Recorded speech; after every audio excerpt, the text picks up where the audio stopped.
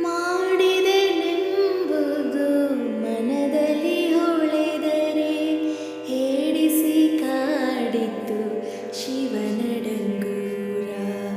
ಮಾಡಿದೆನೆಂಬುದು ಮನದಲ್ಲಿ ಹೊಳೆದರೆ ಹೇಡಿಸಿ ಕಾಡಿತು ಶಿವನಡಂಗೂರ. ಮಾಡಿದೆ ನಿನ್ನದಿರ ಲಿಂಗಕ್ಕೆ ಮಾಡಿದೆ